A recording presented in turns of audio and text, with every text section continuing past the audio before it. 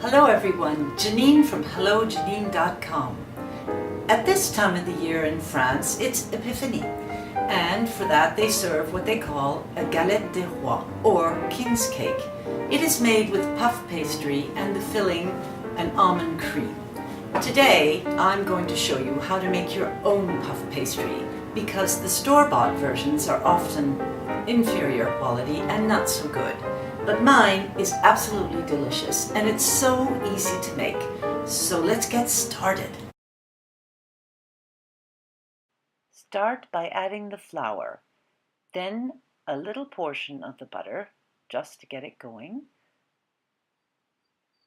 Then put the lid on the food processor and pulse 2 times, adding the salt, and then the rest of the butter. Put the top on, and then you're going to add the water in halves, one part and then the next. Place the dough on a flour board and begin to roll it out. What you want to accomplish is a long rectangle that you will then fold just like an envelope. Starting with the bottom, fold it up. Flour the surface, fold back over it.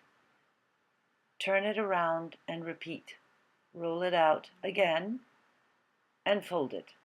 Mark the dough with 2 fingers and put it in the fridge to chill for 45 minutes. Bring the dough back out, flour the surface, and repeat that operation, rolling it out and folding it like an envelope. You'll have to do this 2 more times, 6 turns.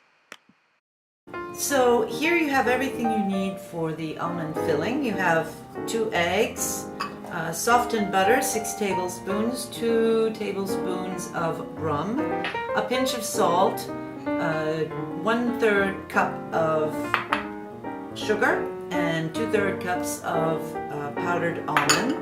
And you'll need some confectioner's sugar, which you will sift over the galette once it's cooked to give it its sheen. And finally, don't forget to put in la fève, the little charm that you will bury into the almond cream. Put all the ingredients in the food processor, starting with the butter and then the egg, the salt, sugar, and then the almond powder. Put the top on.